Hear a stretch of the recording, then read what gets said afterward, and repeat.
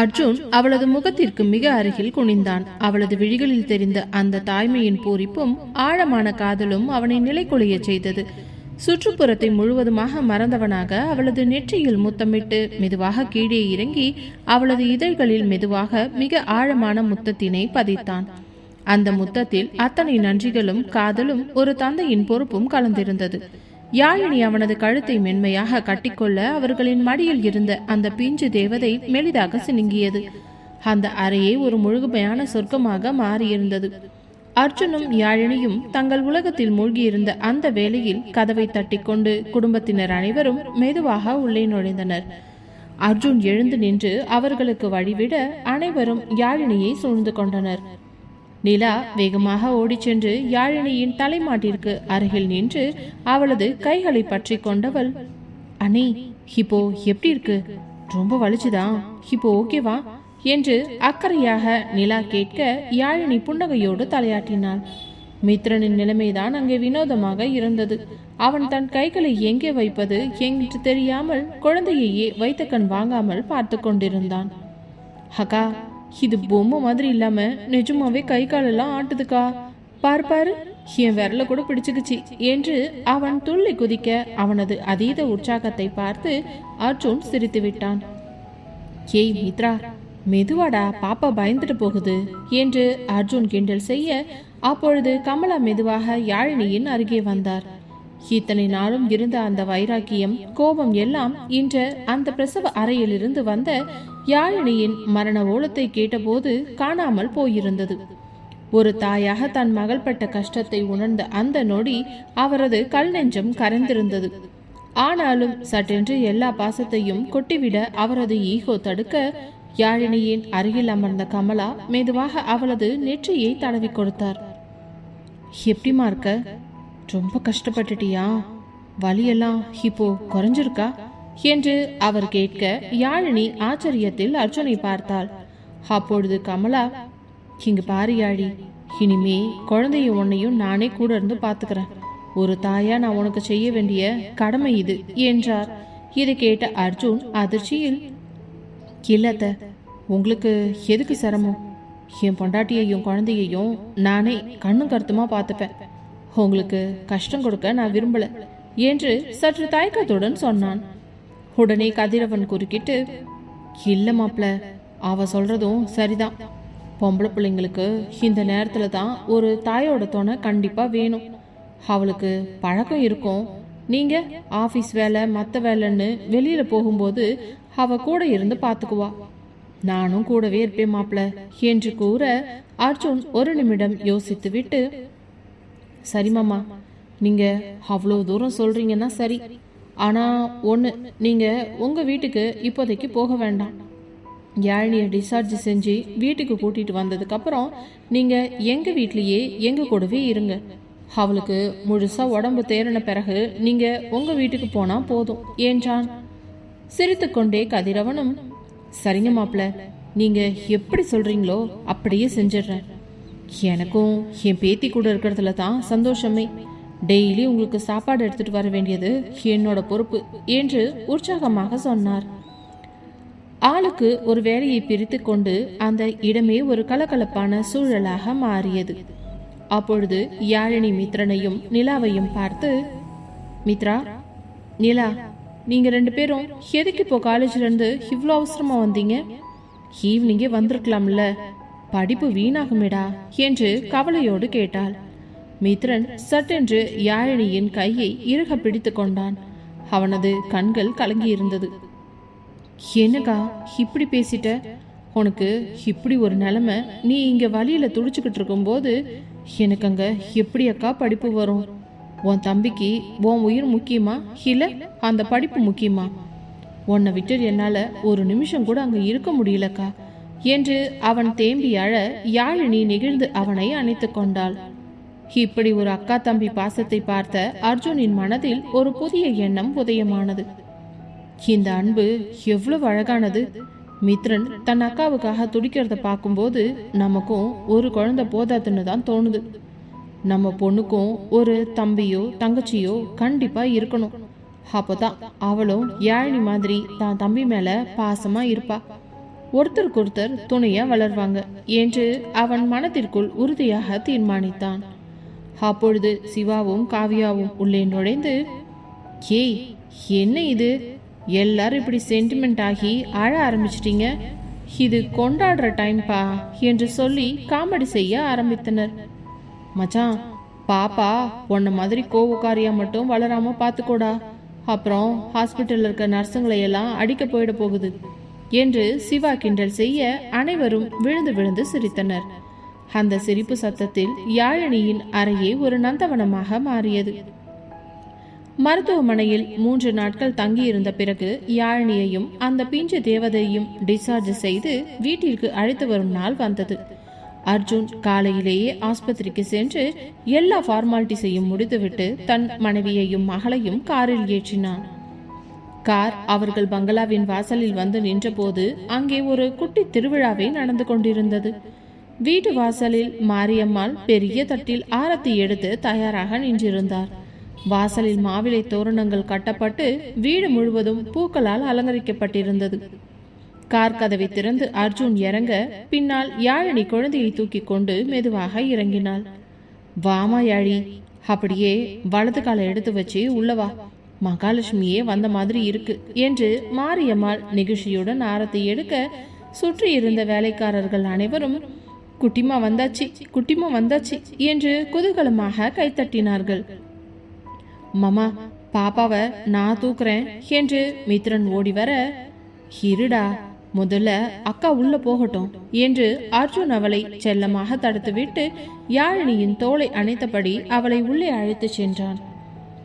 வேலை செய்பவர்கள் ஒவ்வொருவராக வந்து குழந்தையை எட்டி பார்த்து, அப்படியே அர்ஜுன் தம்பி ஜாடதான் பாருங்க அந்த மூக்க என்று ஆளாளுக்கு ஒரு கமெண்ட் அடித்து கொஞ்சம் தீர்த்தார்கள். அந்த பெரிய வீடே ஒரு புது உற்சாகத்தில் மிதந்து கொண்டிருந்தது. யாழினியையும் குழந்தையையும் மாடியில் இருந்த அவர்களது அறைக்கு கூட்டி சென்று விட்டுவிட்டு அர்ஜுன் கீழே வந்தான். ஹாலில் கமலாவும் கதிரவனும் நின்று கொண்டிருந்தார்கள். அர்ஜுன் மெதுவாக கமலாவிடம் சென்று பேசினான். அத்த, நான் ஏற்கனவே சொன்ன மாதிரி யாழினிக்கு இப்போ ஒரு துணை உதவியும் தேவைப்படுது. அதனால நீங்க 2 பேரும் கொஞ்ச நாளைக்கு இங்கேயே தங்கறது தான் சரின்னு எனக்கு தோணுது. நீங்க வேற எதையுமே யோசிக்காம இங்கேயே இருங்க என்று உரிமையோடு கேட்டான். கமலா சற்று தயக்கத்துடனேயே, இல்ல மாப்ள, அது எப்படி நாங்க இங்க வந்து தங்கறது சரியா இருக்காதுன்னு தோணுது. யாழினிக்கு ஏதாவது வேணும்னா நான் டெய்லி வந்துட்டு போறேன் என்று பிடிவாதம் பிடித்தார். உடனே கதிரவன் குறுக்கிட்டு, ஹேமா கமலா, மாப்பிள்ள இவ்வளோ ஆசையா கூப்பிடுறாரு, அப்புறம் என்ன, போயிட்டு வர்றதுல நேரம்தான் வீணாகும். அதே இங்க இருந்தா குழந்தைய நல்லா பாத்துக்கலாம். மாப்பிள்ள சொல்லிட்டாருல்ல, அப்புறம் என்ன பேச்சு என்று அதட்டலாக சொல்ல வேறு வழி இல்லாமல் கமலா அரைமனதாக ஒத்துக்கொண்டார். அர்ஜுன் உடனே மித்ரனை அழைத்து, மித்ரா, அத்தைக்கும் மாமாவுக்கும் ரூம் ரெடி பண்ண சொல்லு, அவங்கள கூட்டிட்டு போய் ரூம்ல விட்டுரு என்றான். மித்ரனும், சரிங்க மாமா, மேல அந்த கெஸ்ட் ரூம் காலியாத்தான் இருக்கு, அங்க கூட்டிட்டு போகட்டுமா என்று கேட்டுக்கொண்டே அவர்களை மாடிக்கு அழைத்து செல்ல தயாரானான். திடீரென்று அர்ஜுனுக்கு ஏதோ ஒரு ஞாபகம் வந்து அவனது மூளை மின்னல் வேகத்தில் வேலை செய்தது. மித்ரனும் நிலாவும் மாடியில் அடிக்கடி சந்தித்து பேசுவதும் அவர்களுக்குள் இருக்கும் அந்த ரகசிய காதலும் அர்ஜுனுக்கு நன்றாகவே தெரியும்.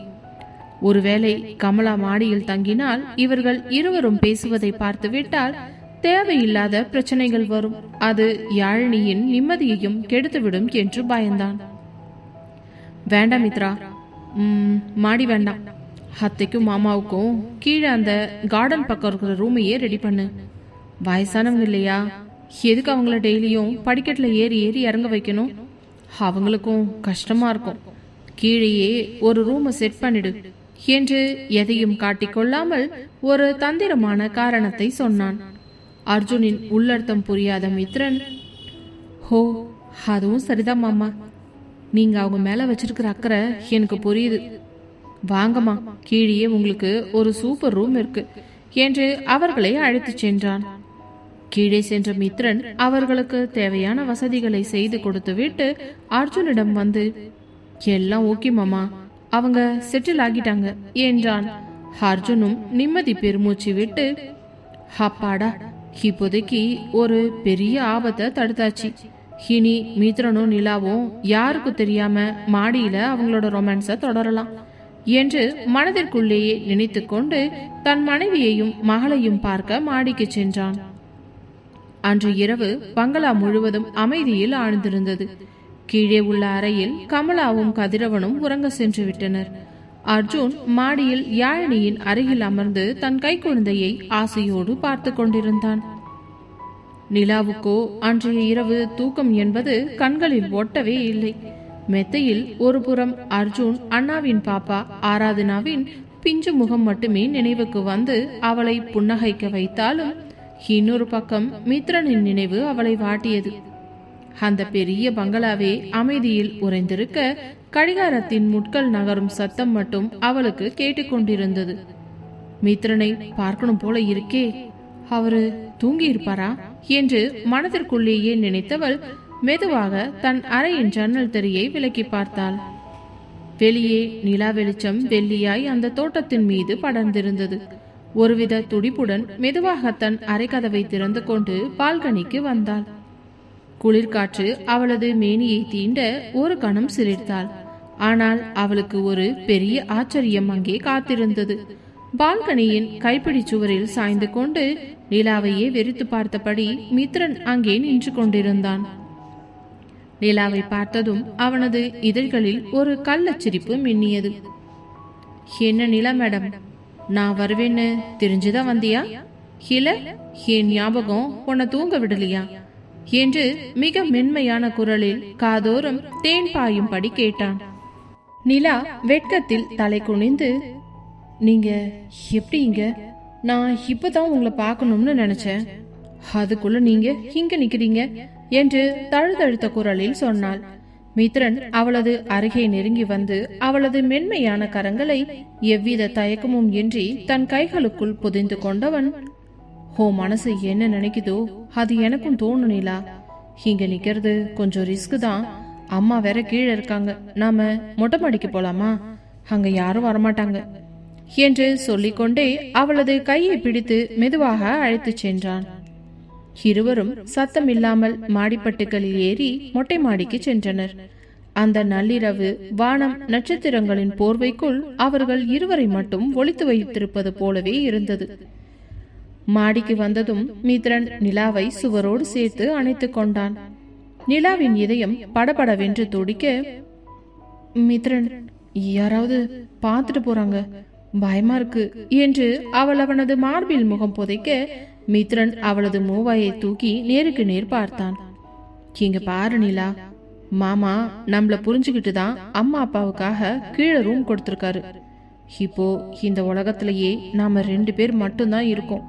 உன் பயத்தை எல்லாம் தூக்கி போட்டுட்டு உன் முன்னாடி நிக்கிற உன் மித்ரனை மட்டும் பார் என்று சொல்லிக்கொண்டே அவளது நெற்றியில் ஒரு நீண்ட முத்தத்தினை பதித்தான். நிலா அவனது இடையை இறுக்கமாக கட்டிக்கொண்டாள். மித்ரன் அவளது காதோரம் குனிந்து, நிலா, உன்னை பார்த்த முதல் நாள்ல இருந்தே எனக்குள்ள ஏதோ ஒண்ணு மாறிடுச்சு. உன்னோட இந்த வெக்கம், இந்த அன்பு, இதுக்காக நான் எதை வேணாலும் இழப்பேன். நீ என் பொண்டாட்டியா இந்த வீட்டுக்குள்ள வர்ற அந்த நாளை நினைச்சுதான் நான் ஒவ்வொரு நிமிஷமும் வாழ்ந்துகிட்டு இருக்கேன் என்று காதலாக பேசினான். அவளது கூந்தலை கோதிவிட்டு அவளது கன்னங்களை வருடிய போது நிலா மெல்ல கண்களை மூடி அந்த ஸ்பரிசத்தில் கரைந்து போக, மித்ரன் அவளது முகத்தை இன்னும் நெருக்கமாக இழுத்து அவளது இதழ்களுக்கு மிக அருகில் அவன் இதழ்களை கொண்டு வந்தவன், உன்னை நான் எவ்வளோ காதலிக்கிறேன் தெரியுமா நிலா என்று அவன் கிசு கிசுக்க, நிலா அவனது சட்டையை பிடித்து இன்னும் நெருக்கமானாள். அந்த நிலவொளியில் அவர்கள் இருவரது மூச்சு காற்றும் ஒன்றோடு ஒன்று கலந்தது. மித்ரன் மெதுவாக அவளது இதழ்களில் தன் இதழ்களை பதித்து ஒரு ஆழமான காதலின் அத்தனை வலிகளையும் சுகங்களையும் சொல்லும்படியான முத்தத்தினை கொடுத்தான். நிலா உலகத்தையே மறந்தவளாக அவனது அணைப்பில் தஞ்சமடைந்தாள். அந்த நள்ளிரவில் அந்த மொட்டை மாடியில் 2 இதயங்களின் துடிப்பு மட்டும்தான் ஓசையாக கேட்டது. மித்ரன், என்னை கைவிற்ற மாட்டீங்கல்ல என்று நிலா மீண்டும் மெதுவாக கேட்க, மித்ரன் அவளை இன்னும் பலமாக அணைத்து கொண்டு, சத்தியமா நிலா, என் உயிர் போற வரைக்கும் நீ மட்டும்தான் என் உலகம். உன்னை மகாராணி மாதிரி நான் பார்த்துப்பேன் என்று அவளது தலையில் முத்தமிட்டான். அந்த இரவு அவர்களுக்குள் இருந்த காதல் இன்னும் ஆழமாக வேரூன்றியது. இருவரும் மணிக்கணக்காக அங்கே அமர்ந்து வருங்காலத்தை பற்றியும் பிறக்க போகும் தங்களுடைய குழந்தைகளை பற்றியும் கற்பனை செய்து சிரித்து பேசிக் கொண்டிருந்தனர். வானத்தில் நிலவு மெதுவாக நகர்ந்து கொண்டிருந்தது. ஆனால் அவர்களின் காதலோ காலம் கடந்த ஒன்றாக அங்கே நிலைத்து நின்றது. யாழினி மற்றும் குழந்தை வீட்டிற்கு வந்து ஒரு வாரம் ஓடிவிட்டதும் அந்த வீடே இப்பொழுது ஒரு குட்டி நந்தவனமாக மாறியிருந்தது. குழந்தையின் மெல்ல சினுங்களும் அர்ஜுனின் அதீத அக்கறையும் மாரியம்மாளின் கைமணமும் சேர்ந்து அந்த பங்களாவிற்கே ஒரு புது உயிரை கொடுத்திருந்தது. இப்பொழுது குடும்பத்தினர் அனைவருக்கும் ஒரு பெரிய வேலை இருந்தது. அது குழந்தைக்கு பெயர் சூட்டுவது. அன்று மாலையே ஹாலில் உள்ள பெரிய சோஃபாவில் அனைவரும் வட்டமாக அமர்ந்திருந்தனர். அர்ஜுனின் மடியில் குட்டி தேவதையோ நிம்மதியாக தூங்கிக் கொண்டிருக்க, யாழினி அருகில் அமர்ந்து அவளையே ரசித்துக் கொண்டிருந்தாள். சண்முக மாமா, மாரியம்மாளத்த, கதிரவன், கமலா, சிவா, காவியா, மித்ரன் மற்றும் நிலா என ஒரு பெரிய கூட்டமே அங்கே கூடியிருந்தது. சரி, விசேஷத்துக்கு முன்னாடி முதல்ல என்ன பேர் வைக்கலாம்னு ஒரு முடிவுக்கு வருவோம். ஆளுக்கு ஒரு பேரை சொல்லுங்க என்று அர்ஜுன் ஆரம்பித்தான். உடனே காவியா உற்சாகமாக, அண்ணா, எனக்கு நிகாரிகாங்கிற பேரு ரொம்ப பிடிக்கும். பாப்பாவுக்கு அந்த பேர் வச்சா நல்லா இருக்கும்ல என்றாள். சிவா குறுக்கிட்டு, எனது நிகாரிகாவா? அது என்னவோ நார்த் இந்தியன் பேர் மாதிரி இருக்கு. தமிழ் செல்வின்னு வச்சா எவ்வளோ கம்பீரமா இருக்கும் என்று தன் பங்குக்கு ஒரு பழமையான பெயரை கொளுத்தி போட்டான். சிவாண்ணா, இது உங்க காலத்து பேர் இல்லையா? இப்போ இருக்கிற ட்ரெண்டுக்கு ஏத்த மாதிரி தியா அல்லது ரியான்னு வச்சா நல்லா இருக்கும் என்று மித்ரன் கிண்டல் செய்ய அங்கே ஒரு பெரிய விவாதமே கிளம்பியது. கமலாவும் கதிரவனும் தங்கள் பங்கிற்கு சில பெயர்களை சொல்ல யாருக்கு எந்த பெயரை தேர்ந்தெடுப்பது என்பதில் ஒரே குழப்பம் ஏற்பட்டது.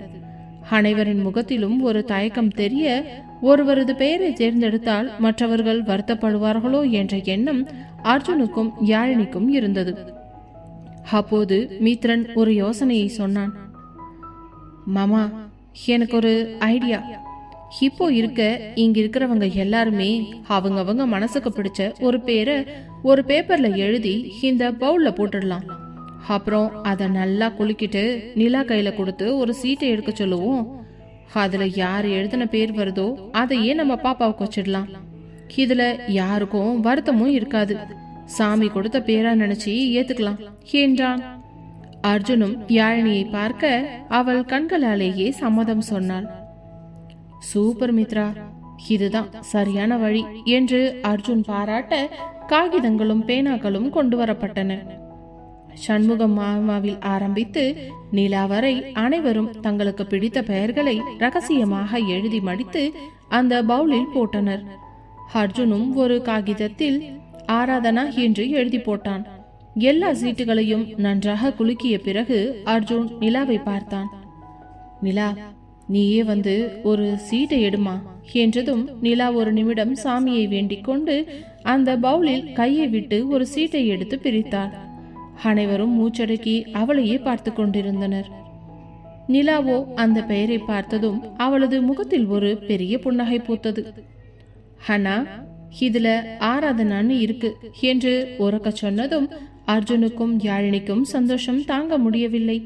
குறிப்பாக யாழினிக்கு தன் கணவன் ஆசைப்பட்ட பெயரே வந்ததில் மட்டற்ற மகிழ்ச்சி. அர்ஜுன், உங்களுக்கு பிடிச்ச பேரையே அந்த சாமி கொடுத்துட்டார் பாத்தீங்களா என்று நெகிழ்ச்சியோடு சொன்னாள். கமலாவும் கதிரவனும் கூட, ஆராதனா கேட்கவே ரொம்ப லட்சணமா இருக்கு மாப்ள, ரொம்ப நல்ல பேர் என்று பாராட்டினர். சண்முகம் ஒரு தேதியை குறித்து, அடுத்த வாரம் ஒரு நல்ல நாள் இருக்கு, அன்னைக்கே நாம விசேஷத்தை வச்சிடலாம் என்றார். அதன் பின் அர்ஜுன் ஒரு அறிவிப்பை வெளியிட்டான். விசேஷம்னா எல்லாருக்கும் புது துணி எடுக்கணும்ல, அதனால நாளைக்கு துணி கடைக்காரரு, நகை கடைக்காரரு எல்லாரையும் நம்ம வீட்டுக்கே வர சொல்றேன். நம்ம எல்லாரும் வெளியில போனா யாழினிக்கும் குழந்தைக்கும் தான் கஷ்டமா இருக்கும். அதனால அவங்க இங்கேயே வந்துருவாங்க. யாருக்கு என்ன பிடிச்சிருக்கோ என்ன நகை வேணுமோ எல்லாரும் தாராளமா எடுத்துக்கோங்க என்றான். என்னது, வீட்டுக்கே வரப்போறாங்களா? அண்ணா நீங்க வேற லெவல் என்று காவியா சொல்லி கொதித்தாள். சரிங்க மாமா, நீங்க சொன்ன மாதிரியே செஞ்சிடுவோம் என்று மித்ரனும் நிலாவும் உற்சாகமாக தலையாட்டினர். அந்த பங்களாவே அடுத்த வார விசேஷத்திற்காக இப்பொழுதே களை கட்ட தொடங்கியது. உறவுகள் அனைத்தும் ஒன்று கூடி ஒருமித்த கருத்தோடு எடுத்த அந்த முடிவு அந்த வீட்டின் மகிழ்ச்சியை இன்னும் இரட்டிப்பாக்கியது. மறுநாள் காலை அர்ஜுனின் பங்களா ஒரு பெரிய ஜவுளிக்கடை போலவும் நகைக்கடை போலவும் காட்சியளித்தது. அர்ஜுன் சொன்னது போலவே நகரின் முன்னணி நகைக்கடை மற்றும் துணிக்கடை ஊழியர்கள் விதவிதமான நகைகளுடனும் பளபளக்கும் பட்டு புடவைகளுடனும் வீட்டிற்கே வந்திருந்தனர். ஹால் முழுவதும் மெத்தைகள் விரிக்கப்பட்டு அதன் மேல் வண்ணமயமான துணிகள் அடுக்கப்பட்டிருந்தன. யாழி, உனக்கு எதெல்லாம் பிடிச்சிருக்கோ அதை முதல்ல செலக்ட் பண்ணு என்று அர்ஜுன் சொல்ல, யாழினி குழந்தையை மடியில் வைத்துக் கொண்டே புடவைகளை தேர்வு செய்தாள். அர்ஜுனோ அவள் அருகில் அமர்ந்து, இந்த அடர் பச்சை நிற புடவை உனக்கு ரொம்ப எடுப்பா இருக்கும்டா என்று எடுத்து தர அவள் வெட்கத்துடன் அதை வாங்கி கொண்டாள். மறுபுறம் சிவாவும் காவியாவும் ஒரே ரகலையில் இருந்தனர். காவியா, உனக்கு இந்த டிசைன் நல்லா இல்ல, இதோ இந்த மெரூன் கலர் பார்டர் போட்ட புடவை தான் சூப்பரா இருக்கும் என்று சிவா தன் மனைவியிடம் சொல்ல, காவியா அவனை நக்கலாக பார்த்து, உங்களுக்கு எங்க அண்ணன் அளவுக்கெல்லாம் டேஸ்ட் கிடையாது, இருந்தாலும் பரவாயில்ல, நீங்க ஆசைப்பட்டீங்கன்னு இதையே எடுத்துக்கிறேன் என்று கிண்டல் செய்தாள். அதே நேரம் மித்ரனும் நிலாவிற்காக ஆசை ஆசையாக ஒரு புடவையை தேர்வு செய்து கொடுத்தான். நிலா, இந்த புடவை எடுத்துக்கோடி, உனக்கு இந்த புடவை கட்டினா ரொம்பவே அழகா இருக்கும், அப்படியே தேவதை மாதிரி இருப்ப என்று அவள் காதறைக்கே சென்று கூறியதும், சரி மித்ரன், உங்களுக்கு பிடிச்சிருந்துச்சுன்னா கண்டிப்பா நான் இந்த புடவையே எடுத்துக்கிறேன் என்று சிரித்துக்கொண்டே கூறினாள். யாழினியின் அம்மா கமலாவுக்கும் மாரியம்மாவுக்கும் கூட அர்ஜுன் பார்த்து பார்த்து புடவைகளை தேர்ந்தெடுத்து கொடுத்தான்.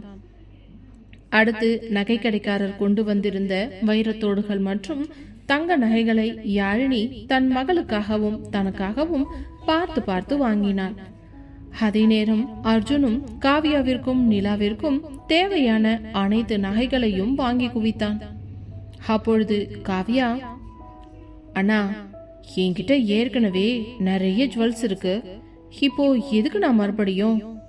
இது உன் அண்ணன் ஆசையா வாங்கி கொடுக்கறதுமா, அத நீ வேண்டாம்னுலாம் சொல்லக்கூடாது என்றதும் நிலாவும், எனக்கு எதுக்குன்னா இவ்வளோ ஜுவல்ஸ், இதெல்லாம் போட்டுட்டு நான் எங்க போக போறேன்? அப்படி சொல்லக்கூடாது நிலா, இனிமே நம்ம வீட்டுல ஒரு ஃபங்க்ஷனா வரும், வெளியிலயும் ஃபங்க்ஷன் அட்டன் பண்ற மாதிரி இருக்கும். அப்போ உனக்கு தேவைப்படுற நகையெல்லாம் வாங்கி கொடுத்தா தானே நீயும் அதை கௌரவமா போட்டுக்கிட்டு போக முடியும். நான் என் தங்கச்சிகளுக்கு செய்யாம வேற யாருக்கு செய்ய போற சொல்லு என்று அவளுக்கு தேவையான அனைத்து நகைகளையும் வாங்கினான். அதை பார்த்தவளுக்கு கண்ணே கலங்கிவிட்டது. மித்ரன் அவள் கையை இறுக்கமாக பிடித்துக்கொண்டு, நிலா, மாமா எது செஞ்சாலும் உன்னோட நல்லதுக்கு தாண்டி செய்வாங்க, நீயும் 4 பேர் முன்னாடி கௌரவமா இருக்கணும்னு ஆசைப்படுறாரு, அதுதான், நீ எதை பத்தியும் யோசிக்காம வாங்கிக்கோ, சரியா என்றதும் அவளும் புன்னகையுடன் தலையசைத்தாள்.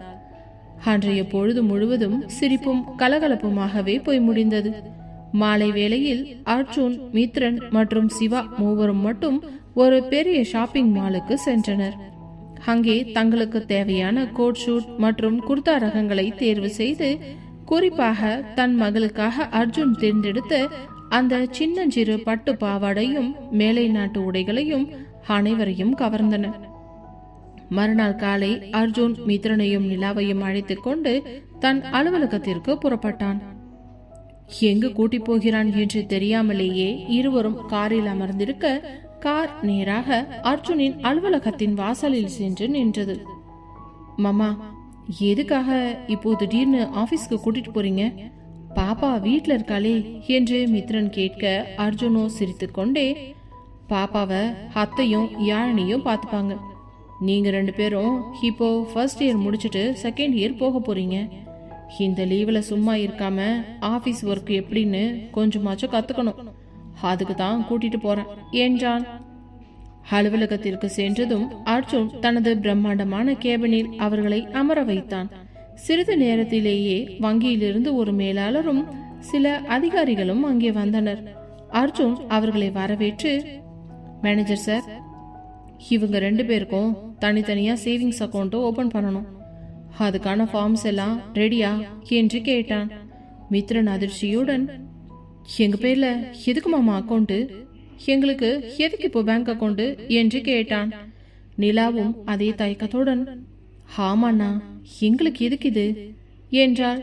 அர்ஜுன் மிகவும் நிதானமாகவும் உறுதியாகவும் பேசினான். இங்க பாருங்க, நீங்க 2 பேரும் இப்போ சின்ன குழந்தைங்க கிடையாது. உங்களுக்குன்னு ஒரு தனிப்பட்ட அடையாளம் வேணும். உங்க கையில கொஞ்சம் பணம் எப்பவும் இருக்கணும். உங்களோட சின்ன சின்ன தேவைகளுக்கு கூட மற்றவங்களை எதிர்பார்க்க கூடாது. உங்க செலவுகளை எல்லாம் நீங்களே மேனேஜ் பண்ண கத்துக்கணும். இதுக்காகத்தான் நான் இதை பண்றேன். மேனேஜர் சார், மற்ற ப்ராசஸ் எல்லாம் முடிச்சுட்டு இன்னைக்கு அவங்க கிட்ட ஏடிஎம் கார்டு மற்றும் செக் புக் எல்லாமே கொடுத்துருங்க என்றான். வங்கி மேலாளர் புன்னகையுடன், கண்டிப்பா சார், நீங்க சொன்னா மறுப்பேது. இதோ இந்த படிவங்கள்ல மட்டும் கையெழுத்து போட்டுட்டா போதும் என்று அவர்களிடம் நீட்டினார். பின்பு மித்ரனும் நிலாவும் ஒருவரையொருவர் திகைப்புடன் பார்த்து கொண்டனர். அர்ஜுன் காட்டிய அந்த பெரிய மனதும் தங்களை சொந்த காலில் நிற்க வைக்க அவர் எடுக்கும் முயற்சியும் அவர்களை மெய்சிலிருக்க வைத்தது. இருவரும் அமைதியாக கையெழுத்திட வங்கி அதிகாரிகள் அங்கேயே லேப்டாப் மூலம் கணக்கை தொடங்கி சிறிது நேரத்திலேயே ஏடிஎம் கார்டுகளையும் அவர்களது கையில் ஒப்படைத்தனர். அர்ஜுனின் அலுவலகத்தில் நிலவிய அந்த நிசப்தத்தை உடைத்து வங்கி அதிகாரிகள் விடைபெற்றும் சென்றனர். மித்ரனும் நிலாவும் தங்கள் கைகளில் இருந்த அந்த புதிய ஏடிஎம் கார்டுகளையும் செக் புக்குகளையும் ஒருவித திகைப்போடு பார்த்து கொண்டிருந்தனர். அர்ஜுன் தனது பிரம்மாண்ட நாற்காலியில் சாய்ந்து அமர்ந்து அவர்களை ஒரு தந்தைக்கே உரிய வாஞ்சையோடு பார்த்தான். என்ன மித்ரா, என்ன நிலா, அப்படியே சிலையா நின்னுட்டீங்க? இது வெறும் கார்டு மட்டும் இல்லடா, இது உங்களோட சுதந்திரம். இனிமே சின்ன சின்ன விஷயத்துக்கெல்லாம் என்கிட்டயோ இல்ல யாழினிக்கிட்டயோ வந்து காசு கேட்கணும்னு அவசியம் இல்லை. உங்க அக்கௌண்ட்ல நான் ஒரு குறிப்பிட்ட தொகையை மாசம் மாசம் போட்டுருவேன்.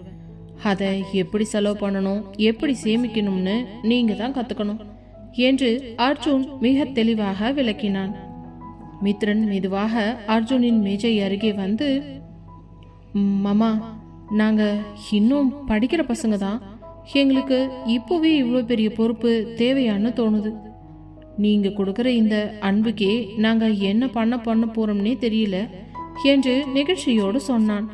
அர்ஜுனும் சிரித்துக்கொண்டே, பொறுப்பு இப்பவே வந்தா தாண்டா நீ வாழ்க்கையில ஜெயிக்க முடியும். நாளைக்கு நீயும் நிலாவும் ஒரு பிசினஸ நிர்வகிக்க போறீங்க. அதுக்கு முன்னாடி உங்க சொந்த பணத்தை நீங்க கையால கத்துக்கணும். நிலா, உனக்கு எது பிடிச்சிருக்கோ, உனக்கு என்ன தேவையோ அதை நீயே வாங்கிக்கலாம். யார்கிட்டையும் தயங்கி நிக்க கூடாது. இது என்னோட ஆசை என்றான். நிலாவின் கண்கள் பனித்தன. அண்ணா, நீங்க எங்களுக்கு பண்றதுக்கெல்லாம் நாங்க எப்படி திரும்ப செய்ய போறோம்னே தெரியல. எங்களுக்கு ஒரு பாதுகாப்பான வாழ்க்கையை கொடுத்துட்டு இப்போ எங்களை சொந்த காலில் நிக்கவும் வைக்கிறீங்க. நீங்க ஒரு தெய்வம் அண்ணா என்று உணர்ச்சி வசப்பட்டு கூறினாள். சரி சரி, போதும் இந்த சென்டிமெண்ட் எல்லாம். இப்போ ஆபீஸ் வேலையை கவனிப்போம். காவ்யா இன்னைக்கு ஒரு முக்கியமான மீட்டிங்ல இருக்கா. நீங்க 2 பேரும் அவ கூட போய் ஒரு பிசினஸ் டீல எப்படி நடக்குதுன்னு கவனிங்க. சும்மா வேடிக்கை மட்டும் பாருங்க, அதுவே உங்களுக்கு பெரிய பாடம்தான் என்று அர்ஜுன் அவர்களை அனுப்பி வைத்தான். அடுத்த 2 நாட்கள் பங்களாவே போர்க்களம் போல இருந்தது. ஆராதனாவின் பெயர் சூட்டும் விழாவுக்காக அர்ஜுன் எந்த குறையும் வைக்கவில்லை. சமையல் கலைஞர்கள் ஒரு புறம் பெரிய அண்டாக்களில் இனிப்புகளையும் பலகாரங்களையும் தயார் செய்ய தொடங்கினர். வீட்டின் ஹாலில் ஒரு பெரிய மேடை அமைக்கப்பட்டு அதில் மலர்களால் அலங்காரமும் செய்யப்பட்டது. காவ்யாவும் நிலாவும் சேர்ந்து வீட்டின் ஒவ்வொரு மூலையையும் பார்த்து பார்த்து அழகுபடுத்தினர். நிலா, இந்த கலர் பூக்கள் அந்த மேடைக்கு நல்லா இருக்கும்ல என்று காவ்யா கேட்க, ஆமா காவ்யாக்கா, ரோஸ் கலர் தீம் பாப்பாவுக்கு ரொம்ப பொருத்தமா இருக்கும் என்று நிலா உற்சாகமாக பதிலளித்தாள். மித்ரன் தன் நண்பர்களுடன் சேர்ந்து பந்தல் மற்றும் மின்விளக்கு அலங்காரங்களை கவனித்துக் கொண்டான். சிவா தன் மருத்துவமனை வேலைகளுக்கு இடையிலும் அவ்வப்போது வந்து, டேய் மித்ரா, அந்த லைட் செட்டிங்க கொஞ்சம் மாத்துடா, பாப்பாவுக்கு கண்ணிலேயே அடிக்கும் என்று அட்வைஸ் கொடுத்து கொண்டிருந்தான். யாழினி தன் அறையில் குழந்தையுடன் ஓய்வெடுத்துக் கொண்டிருந்தாலும் அவளது முகம் ஒரு பேரானந்தத்தில் ஜொலித்தது. அர்ஜுன் அடிக்கடி உள்ளே வந்து, யாழி, உனக்கு டயர்டா இருந்தா நீ தூங்கு, வெளியில நாங்க எல்லாரும் பார்த்துப்போம் என்று அவளையும் கவனித்துக் கொண்டான். கமலாவும் மாரியம்மாளும் அத்தையும் சேர்ந்து பாரம்பரிய பலகாரங்களை செய்து முடித்தனர். கமலாவின் முகத்திலோ இப்பொழுது முன்பிருந்த அந்த கசப்பு மறைந்து ஒரு பாட்டியின் பூரிப்பு தெரிந்தது. விழா நாள் அதிகாலையிலேயே விடிந்தது. வீடு முழுவதும் மங்கள இசை ஒலிக்க தொடங்க அர்ஜுன் ஒரு பட்டு வேஷ்டி சட்டையில் கம்பீரமாக வலம் வந்தான். யாழினி தான் வாங்கிய அந்த அடற்பச்சை நிற பட்டு புடவையில் மகாலட்சுமி போலவே ஜொலித்தாள். நிலாவும் மித்ரன் எடுத்து கொடுத்த அந்த புதிய பட்டு புடவையிலும் அர்ஜுன் கொடுத்த நகைகளிலும் மின்னினாள். அவளை பார்த்த மித்ரனே ஒரு கடம் திகைத்து நின்று விட்டான். திருஷ்டி சுத்தி போடணும் போல இருக்கே நிலா, அவ்வளோ அழகா இருக்க என்று அவன் கிசுகிசுக்க நிலா வெட்கத்தில் சிவந்தாள். விருந்தினர்கள் ஒவ்வொருவராக வரத் தொடங்கினர். அர்ஜுனின் அலுவலக நண்பர்கள், உறவினர்கள் என அந்த பெரிய பங்களாவே கூட்டத்தால் நிறைந்தது. அனைவரும் ஆராதனவனை பார்த்து, அப்படியே அப்பா சாட என்றும் அம்மா மாதிரியே சிரிக்குதே என்றும் புகழ்ந்து தள்ளினர். பூசாரியின் மந்திரங்கள் ஒலிக்க ஆராதனவை ஒரு தொட்டிலில் இட்டு முறைப்படி பெயர் சூட்டும் விழா தொடங்கியது. அந்த தருணத்தில் அர்ஜுனும் யாழினியும் ஒருவரையொருவர் பார்த்து கொண்ட அந்த பார்வையிலேயே அவர்களின் அத்தனை ஆண்டு காதலும் போராட்டமும் இன்று கிடைத்திருக்கும் இந்த வெற்றியும் ஒரு சங்கீதமாக ஒலித்தது.